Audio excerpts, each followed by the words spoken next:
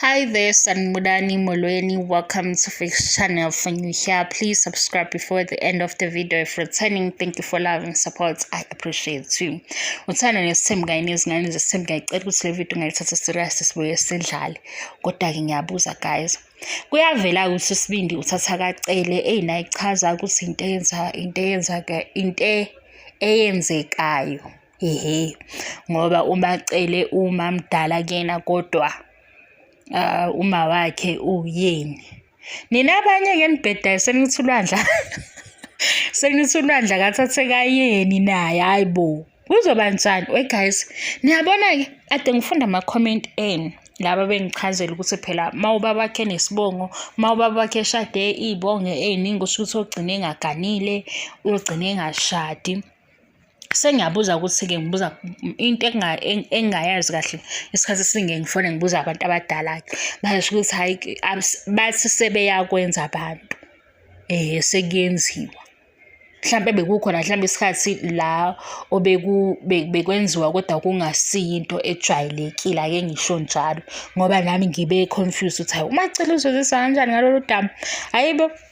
Bayakusho inkosi yami ku-social media bayachaza nala kuma video engiyenzile ngibuza indaba kaMacele noSibindi ukuthi uMacele uzozizwa kanjani. Ngifisa namanje kodwa ngiyafisa ukuzwa iside lakhe nakuba kwenziwa ukuthi uMacele yena uyibona kanjani yonke lento. Mina ke sengikhumbula ukuthi hayibo into enjena ngeke ngayibona ku-Zeeworld.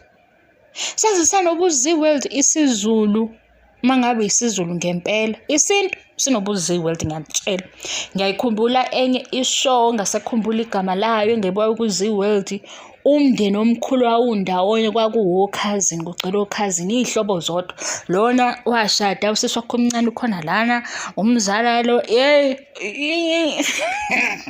kodwa into eyenzeka lapha ngoba phela manje kwakumakweni no hayibo guys ngiyanitshela bathe besisusa lapha kusana nesithembu besidida ngokuningi beza ngapha kwizingane zesithembu ke ingane zesithembu zona sezifike nobu-Zeeworld ukuthi hayi ke kahle kahle isiZulu ngoba khona akusimi ngedwa sesilalela akumina ngedwa usho lento nami ngithe ngiyilalela incazelo zeni ukuthi uMacele phela akulona igazi elilodwa noSibindi ngathi hayibo nje uMacele washada umshado wesiZulu waba umseleku ngokuphelele nezithombe ngiyangibona nje izithombe mabephelele bewumndeni mabebuya neshow bekhona uSibindi kanye noMacele manje uSibindi useyajika yena uthi akahlobene kanjani. Ngivele ngizwe nje lento inobundiyana phakathi inobu-Zeeworld abajwayele u-Zeeworld ababebuka ama-shows akhona ama-TV shows akhona bazoyifakazela lento. Uthola umndeni omkhulu masuthi uyalandela ukuthi lo mndeni ume kanjani uhlangothi lakhona omakoti bakhona izihlobo zonke.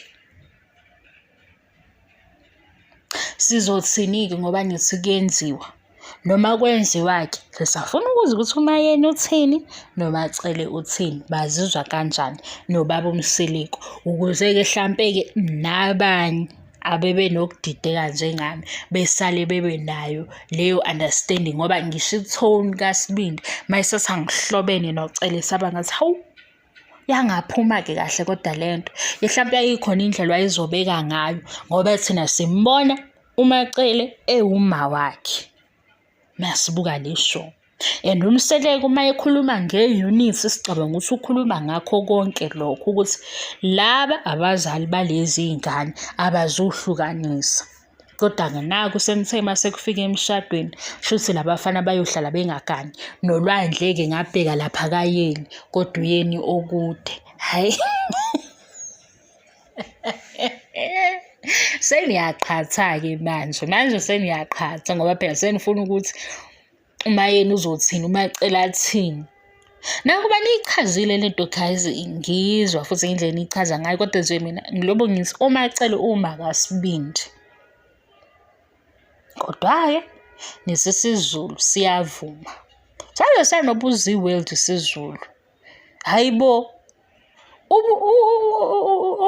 ubu-5% bobundiya obenzakalayo manje ngoba phela-ke Anshon eyomzala-ke yona eyomzala kusayinto ekhona noma sekuyinto engekho kambe womzala abakanjani Oh, lapho anti bashada khona.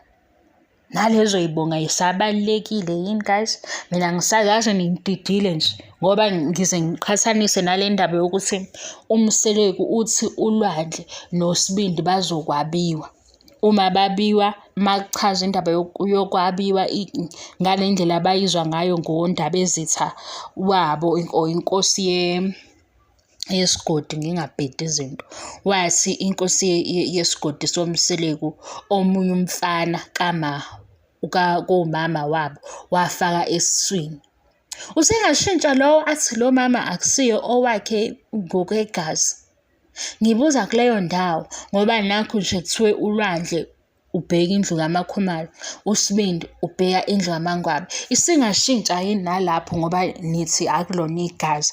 Athi-ke uSibindi esabiwe noma sekwenziwe lokho ukuthi-ke usengamele izinto zakaMangwabi, ajiye athi uzothola intombi kaNgwabi, kodwa uMangwabi ewuma wakhe nangale ndlela yokwabiwa. Angazi uma ngibuza into ezwakalayo kodwa niyayizwa-ke guys.